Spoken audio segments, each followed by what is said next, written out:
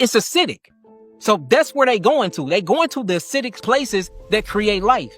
It leaves its eggs there, and then as the eggs are growing and as the eggs are hatching, it releases these estrogen-like hormone molecules. So what it does is, since it's already in the prostate of a male, it makes their testosterone go down. Now, since the estrogen-like molecules, hormones are in there, it proliferates the tissues. So now, since it's proliferating the tissues, it's causing the tissues to grow and divide uncontrollably.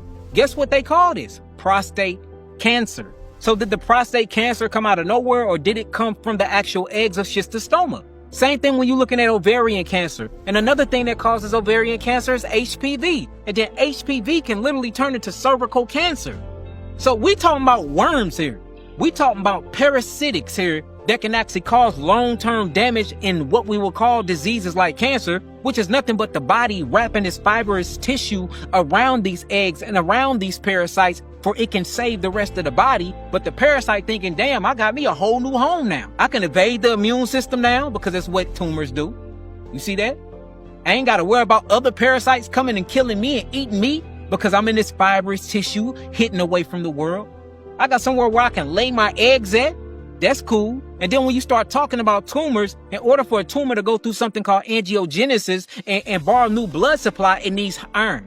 Guess what the main food source of schistosoma and all these other fluke worms are? Iron phosphate. So now it got iron supply, it got your calcium, your magnesium. So it don't even want to go nowhere because it's already in a cave that you call a tumor that the body was trying to innately heal itself, but the body don't know. So the body creating this whole six-figure mansion for a parasite to chill in when it was really just trying to encapsulate the parasite and keeping the parasite from leaking all of his DNA, all of his cytotoxins, all of his waste byproducts, and everything that the parasite give off into the system. So we can't be saying that cancer is not parasites. Most of them are. HER2 positive, estrogen prone breast cancer. A lady will come to me. Many of them come to us all the time. We get a lot of women with breast cancer.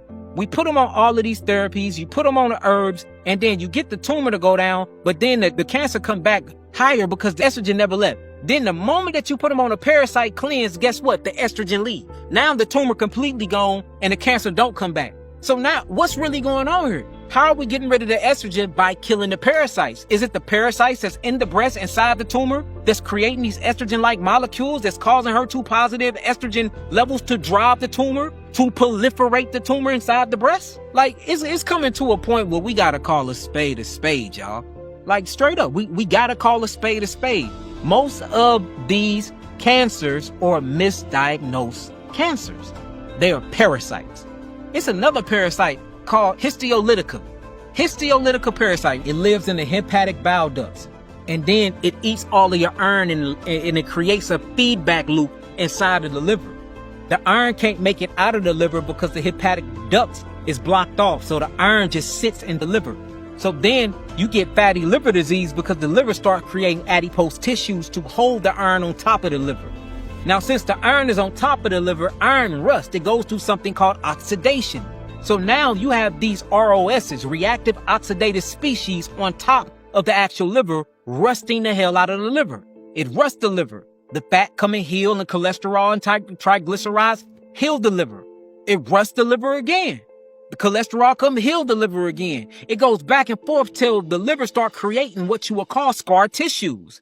The liver becomes so scarred and you never got rid of the parasites. Now you have this iron parasitic feedback loop. Now you get malignancy. You go and you start checking your AFPs. Now you got a golf-sized tumor in your liver.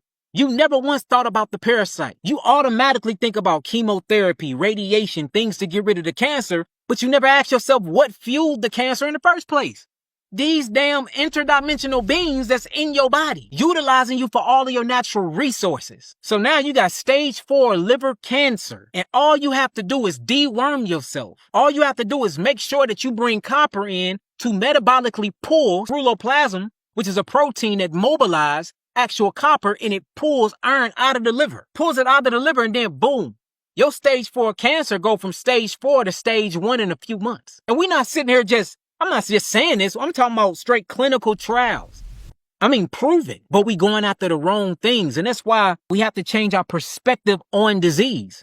Because as long as you fighting your body, as long as you in the mindset of you fighting something, you're going to be hacking stuff off. You got to go to war with your body. You're going to use weapons of mass destruction.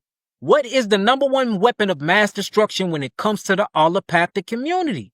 Chemotherapy, radiation, and literally just hijacking your organs. That's it. And all of these estrogen prone cancers. And they don't know. And they always say, well, we don't know where the cancer is coming from. We don't know what's driving the malignancy. We don't know what's driving this disease. Where is the estrogen coming from? Maybe the estrogen and the other gene expressions are coming from other entities that's not a part of your body. And then they go through something called parasitic lysis, where they will die because they have a life and death cycle. Anything that's manifested in the 3D, this third dimension, this very dense dimension, it has to give up the ghosts. It got to die. So when it dies, just like a deer, when you hit it on the side of the road, or a raccoon or a squirrel, when it dies and it gives up nashama, it gives up the breath, the ruach hakodesh, it solidifies. When it solidifies, because the life of the flesh is in the blood, is gone from it, all of the different amoebas and all of the different microbiomes go to work. Fermentation happens. During this fermentation process, they release something called methane gas. Methane gas swells them up. They get swollen to a point where they bust. Now, you go and you see them on the side of the road. They not stinking. They just died.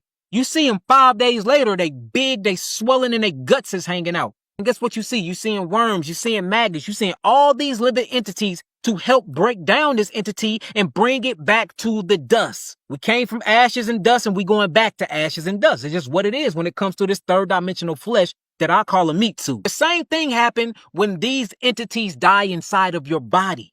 They swell.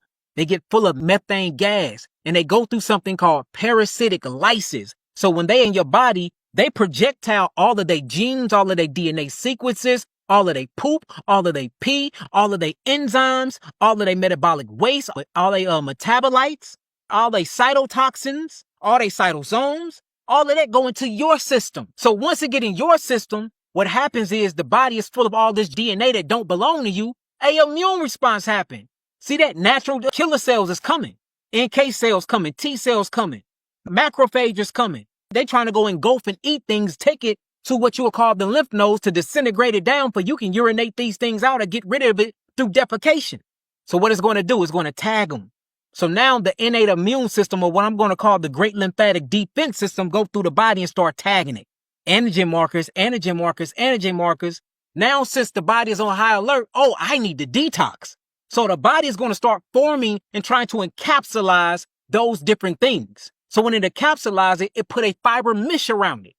And we see fibrin in live blood analysis all the time. Oh, you got too much fibrin inside your blood. It looks like a white spider web. And what it does is sticks the erythrocytes, the red blood cells, together. And it keeps blood from flowing properly. But what it's trying to do is it's acting as a spider web to catch things inside the blood or inside the body that ain't supposed to be there. You see that? So now you get this encapsulated mist. Now thrombocytes starts clunking themselves together. Now you have this tumor genesis event that's happening where your body is starting to structure this tumor. Mind you, the parasite died. It went through lysis. It exploded. DNA still in there. So now your DNA sequence start binding what is. You see that? Now the estrogen-like hormones, the testosterone-like hormones are in there. Now it start proliferating that area. So now it's getting bigger and bigger. All of those toxins that was around it, the tumor souped that up too. So then once the tumor get it all in there, let me show you how smart a tumor is.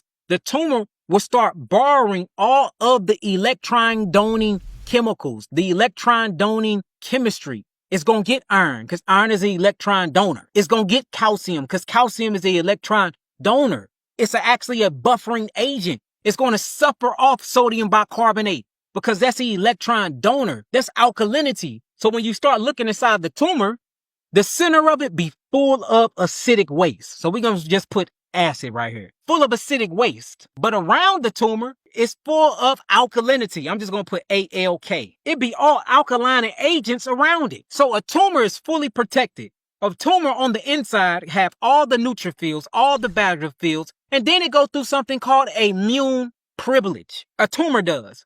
A tumor only lets itself be attacked once the cancer is gone or once you detoxify the body. You see that? Other than that, It's going to go through something called immune privilege, where an immune cell will go to it and go the other way.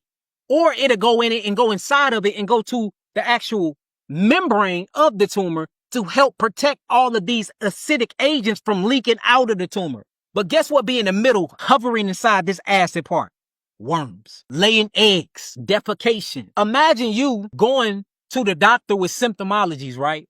And they say, well, we don't know for sure not if it's cancer. Let me biopsy it. So you telling me you got this big fleshly trash bag with alkalining agents in a fibrin mesh, capsulated, keeping it in. This the fibrin mesh, y'all, this little squiggly line around it. Keeping it in. And then you got the alkalining agents in the immune cells on the outside.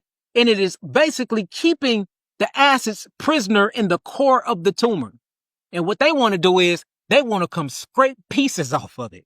They want to open it up. They want to come take a slice of pizza out of it. So guess what happens? They call that metastasis. You just broke open, or you just popped a balloon that had all acidic type of waste in it, and now it's going back into the bloodstream, into the lymphatic system. And when it goes through the bloodstream into the lymphatic system, it spreads, because that's what blood and lymph do. It circulates. Meanwhile, we never went after the root cause. And the root cause is what? The parasites. Healing is simplistic.